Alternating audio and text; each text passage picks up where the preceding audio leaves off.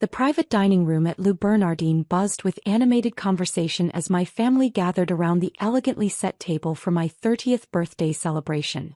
26 people had assembled. Parents, siblings, aunts, uncles, cousins, and their spouses, all dressed in their finest attire for what they considered one of the year's most important family gatherings.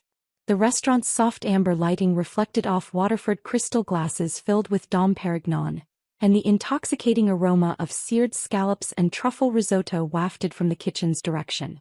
"Happy birthday, sweetheart," Mom said warmly, raising her champagne flute with a graceful gesture. 30 years old.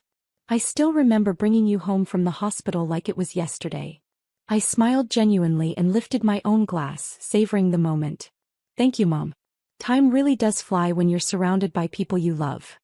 My older brother Daniel, 34, adjusted his perfectly tailored Armani tie and flashed his practiced courtroom smile. 30's when real life actually begins, Sophia. Time to get serious about building your future and making some real money. Speaking of making money, my younger sister Emma, 27, added with a musical laugh that carried across the room.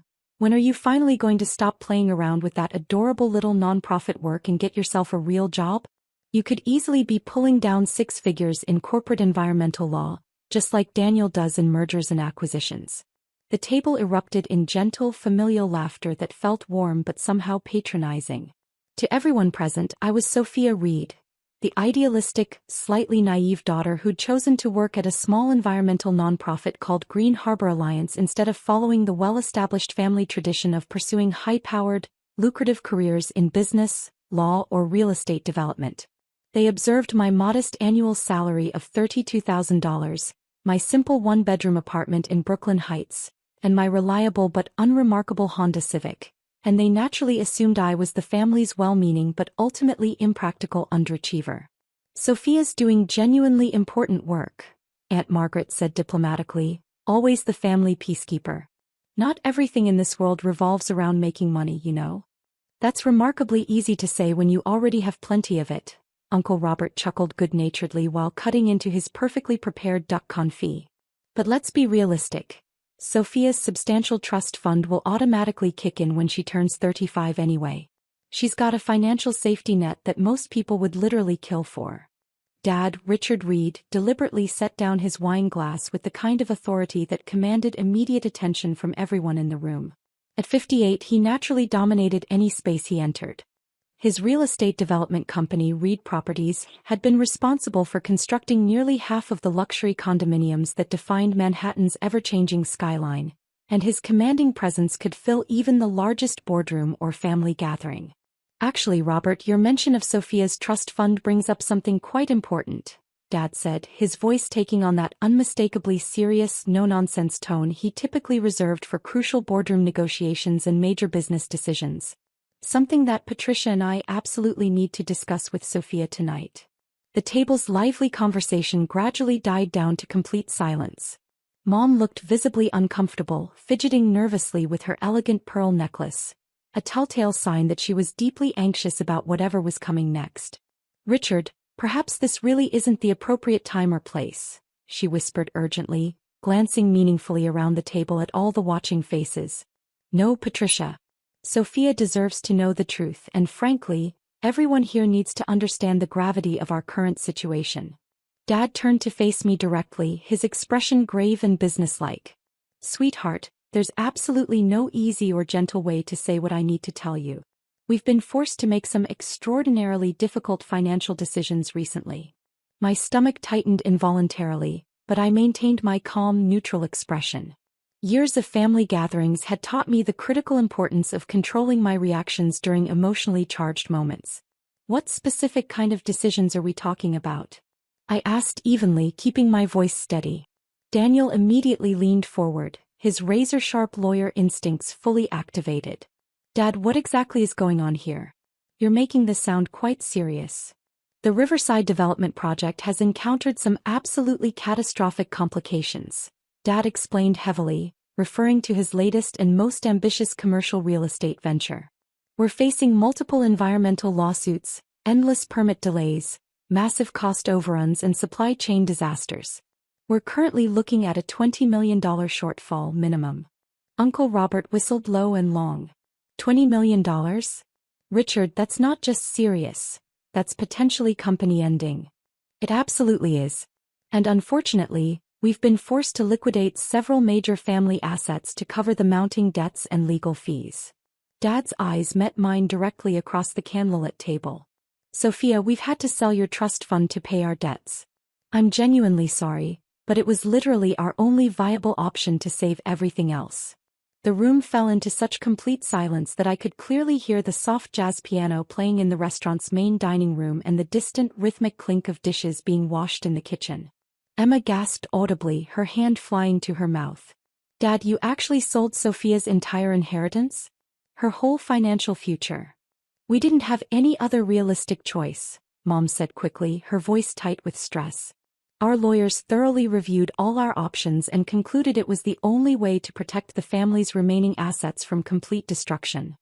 Daniel's normally confident face had gone completely pale. Dad, that trust fund was worth $15 million. That represented Sophia's entire future security, her safety net, her independence. I know exactly what it was worth, Daniel, Dad replied with firm conviction. But it was infinitely better to sacrifice one family member's trust fund than to allow our entire family legacy to crumble into nothing. Sophia's still young and resilient. She can rebuild her life from scratch. The rest of us simply don't have that luxury of time. Aunt Margaret looked absolutely horrified, her elegant composure cracking. Richard, that money came directly from your father's estate when he passed away. It was specifically designated and legally protected for Sophia's future well-being. And now it's protecting our family's present survival, Dad stated with absolute finality. Sophia, I fully realize this is incredibly difficult news to receive on your birthday celebration, but you needed to know the truth. All the legal papers were signed and filed yesterday afternoon. I took a slow, deliberate sip of my champagne, carefully processing the situation while maintaining my composure. Around the table, my family members were staring at me with complex mixtures of genuine sympathy, shock, guilt, and intense curiosity about how I would react to this devastating news. That's quite interesting, Dad, I said calmly, setting down my crystal glass with perfect control. But there's one rather significant problem with your entire plan. What do you mean by that? I reached into my designer purse and pulled out a thick leather portfolio that I'd brought specifically for this moment. You fundamentally cannot sell what you don't actually control. Dad laughed, but the sound came out forced and uncomfortable. Sophia, honey, I genuinely appreciate your optimism and fighting spirit, but the legal documents have already been signed, notarized, and filed. The trust fund is completely gone. Actually, it's not gone at all. I opened the portfolio methodically and removed a comprehensive set of official documents. Because the trust fund you believe you sold yesterday never actually existed in the first place. The confusion spreading across Dad's face was almost comical in its completeness. What are you talking about? That's impossible. I handed him the documents with steady hands. These are the real, authentic trust documents, Dad. The ones that were actually filed with the state of New York when Grandpa died 8 years ago. Daniel, ever the meticulous attorney, immediately reached for the papers with professional intensity. His eyes widened dramatically as he scanned the dense legal text. Dad, these official documents clearly show Sophia as the sole trustee and primary beneficiary. Your name doesn't appear anywhere on these legal filings. That's completely impossible, Dad insisted, grabbing the documents from Daniel's hands. I'm the designated executor of my father's entire estate. I control all the family trusts, investments, and financial accounts. You control most of them, I corrected gently. But definitely not mine. Mom was staring at the papers over Dad's shoulder, her face growing increasingly pale. Richard, she's absolutely right. This shows a completely different legal structure than what we discussed extensively with our lawyers. I pulled out my phone and opened my secure banking application. The trust fund you think you sold yesterday? That was actually a decoy account I created 3 years ago when I first realized you might eventually try something exactly like this. It contained precisely $50,000, just enough to make the paperwork look completely legitimate to casual observation. A decoy account? Emma asked, completely bewildered by this revelation. I opened it at the same bank with deliberately similar account numbers, and occasionally let you see monthly statements when you visited my apartment. You automatically assumed it was the real trust fund because that's exactly what you expected to see, and I never corrected your assumption. Dad's face was rapidly turning red with a mixture of embarrassment and anger. Sophia, that's fraud. You can't legally create fake financial accounts to deceive your own family. It wasn't fake in any way, Dad. It was a completely real account containing real money that I earned and deposited myself. I just never explicitly told you it wasn't the only account I possessed. I scrolled to another screen on my phone with practiced efficiency. This is the actual trust fund that Grandpa established. I held up the phone so every person at the table could clearly see the balance displayed. $847,326,450. The silence that followed was so profound it felt almost physical. Uncle Robert choked on his wine, coughing violently. Sophia, that display says $847 million. That can't possibly be correct. $847,326,450, to be completely precise. The original $15 million inheritance has been, shall we say, actively and strategically managed over the past 8 years. Daniel was staring at the phone screen like he was witnessing a supernatural phenomenon. Sophia, how is that level of growth even remotely possible? Even the most aggressive investment returns can't realistically turn $15 million into $800 million in just 8 years.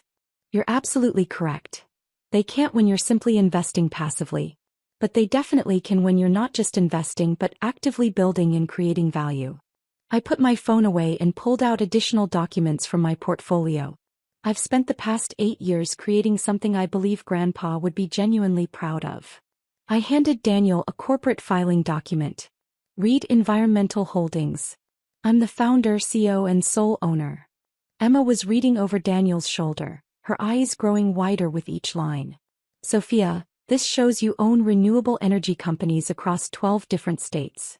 Solar farms, wind installations, geothermal projects, advanced water purification systems, and cutting-edge battery storage facilities. Everything I learned working at that supposedly little nonprofit actually helped me develop a comprehensive understanding of the environmental technology market and its enormous potential. Aunt Margaret was examining another document with intense focus. This shows you own the patents for some kind of revolutionary water filtration system? 17 different patents, actually, plus 12 pending applications. My proprietary technology is currently being used in water treatment facilities across North America, Europe, and parts of Asia.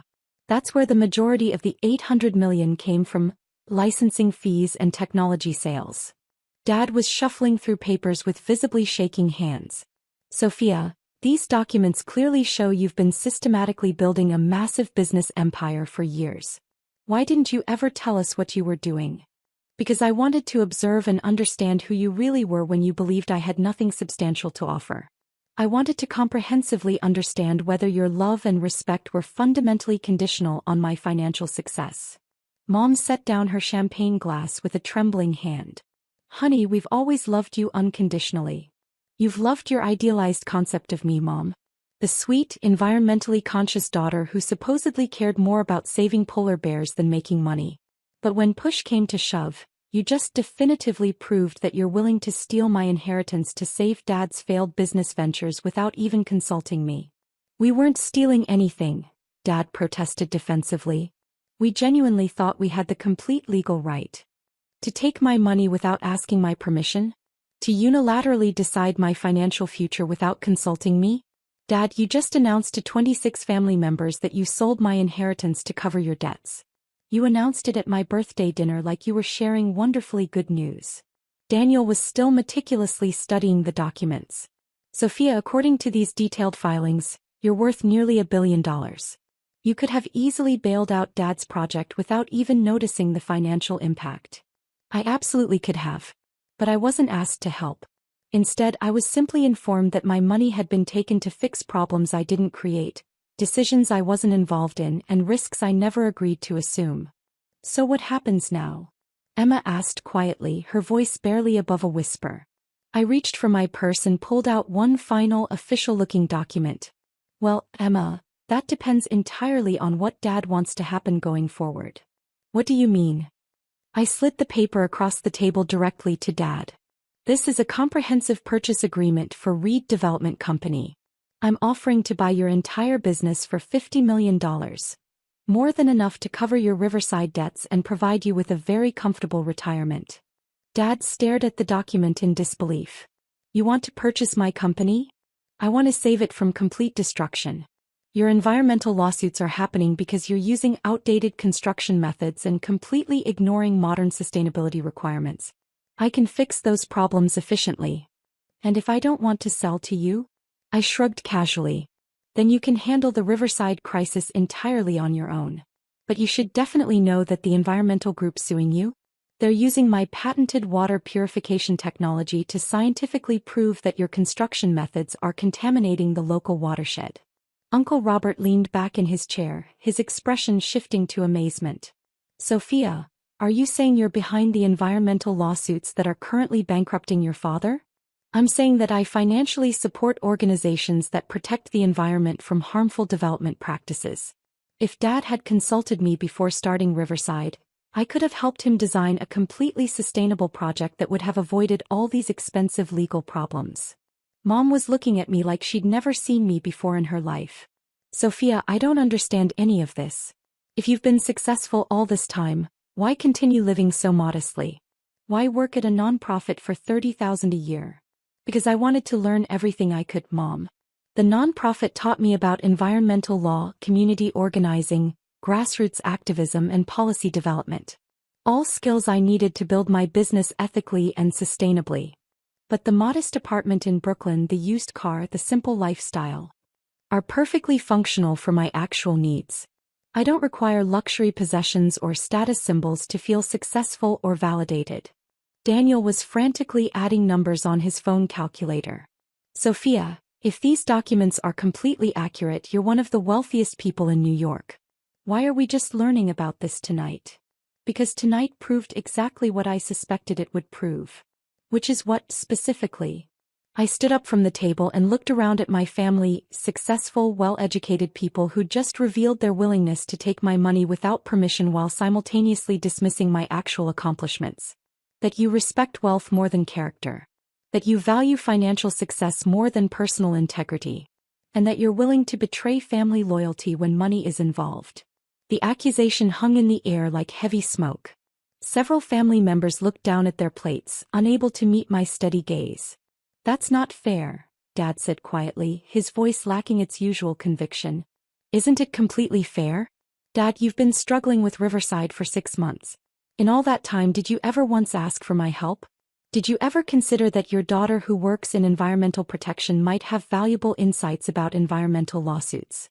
We thought you were we didn't realize you had serious business experience.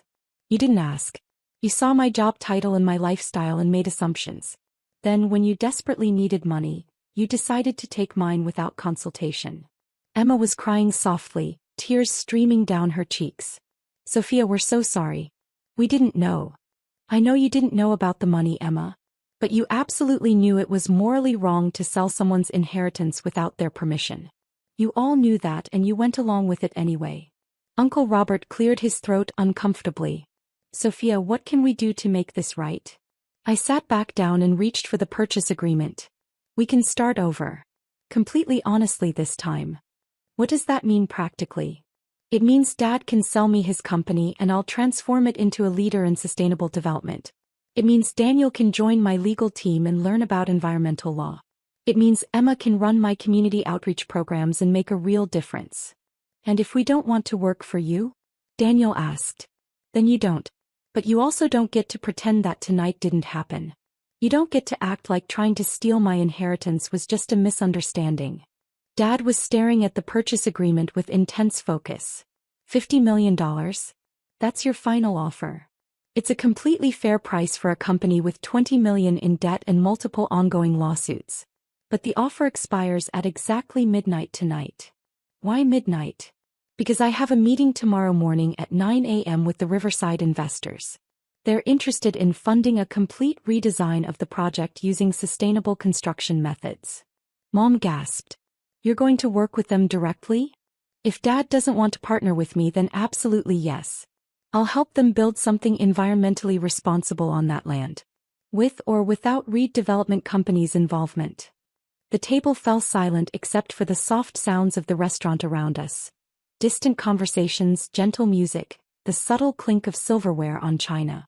I could see my family members processing the reality that their supposedly underachieving daughter was actually their most successful member, and that she held their financial future completely in her hands. "Sophia," Dad said finally, his voice heavy with emotion, "I owe you a profound apology. We all do. We underestimated you, we disrespected you, and we tried to take advantage of you. I accept your apology, Dad. But apologies don't rebuild trust. Actions do." "What kind of actions?" I pulled out my phone and opened my calendar application. "Tomorrow morning, 9 a.m. sharp, my office in the Reed Environmental Building. You can see what I've actually built over the past 8 years. Then we can decide whether we're going to work together or separately going forward." "The Reed Environmental Building?" Emma asked with surprise. "The 30-story glass tower on the west side with the vertical gardens and solar panels covering the entire facade." Daniel's mouth fell open. "Sophia, you own that building? That's one of the most innovative and talked-about commercial structures in the city. I designed it personally. Architecture was my minor in college, remember?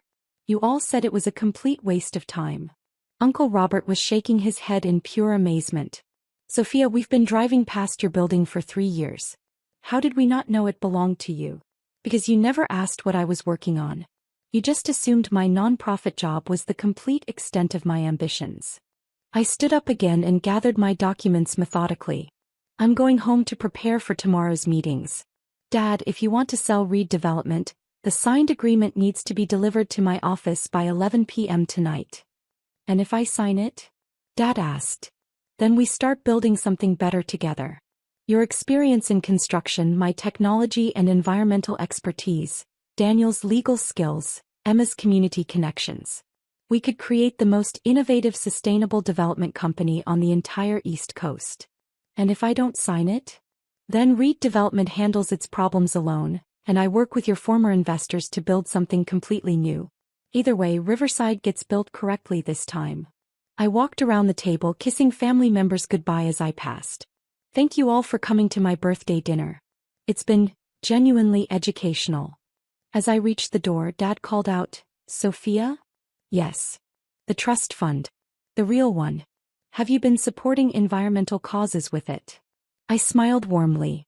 "Dad, I've been supporting causes that Grandpa believed in passionately. He always said that Reed money should be used to build a better world, not just bigger bank accounts. And tonight I learned that some people are worth investing in and others aren't. Tomorrow we'll find out which category you fall into." The car ride home to Brooklyn gave me ample time to process the evening's dramatic events. My phone buzzed continuously with incoming text messages. "Daniel, I've been researching your patents online. Sophia, what you've accomplished is absolutely incredible. I'm genuinely sorry for how we treated you. Emma, I can't stop crying. We've been so blind and so selfish. Please forgive us. Mom, honey, I'm proud of you and ashamed of us. Your father is reconsidering everything. Aunt Margaret, Sophia, I've always known you were special, but tonight proved you're extraordinary. Your grandfather would be so proud. Uncle Robert, I owe you a massive apology. Your environmental work isn't just important, it's revolutionary. I'd be honored to learn from you." At 10:47 p.m. my phone rang. Dad's contact photo filled the screen. "Sophia, I've signed the purchase agreement," he said without preamble. "My lawyer is delivering it to your building tonight." "That's good, Dad. I think we can build something amazing together. I have one question though." "What's that?" "The environmental lawsuits against Riverside. Can you really make them go away?" I smiled as I pulled into my apartment building's parking garage. The building I'd purchased and converted to affordable housing for nonprofit workers and environmental activists. "Dad, when you own the technology they're using to measure water contamination, and when you have patents for the systems that can fix the problems, making lawsuits go away becomes much easier. You've been playing chess while we've been playing checkers, haven't you?" "I've been playing the long game, Dad. And tomorrow we start playing it together." That night, I sat in my modest apartment. My deliberately modest apartment that kept me grounded while I built an empire and planned our family's future. Sustainable development projects that could showcase Dad's construction expertise while protecting the environment. Legal strategies that could utilize Daniel's skills while advancing environmental justice. Community programs that could channel Emma's passion while building public support for green technology. For 8 years, I'd been the family's invisible environmental guardian. Starting tomorrow, I'd be their visible partner, teacher, and collaborator. The family that had tried to steal my inheritance on Sunday would be starting their real inheritance, a legacy of environmental responsibility and sustainable success, on Monday. And for the first time in years, I was excited to see what we could build together.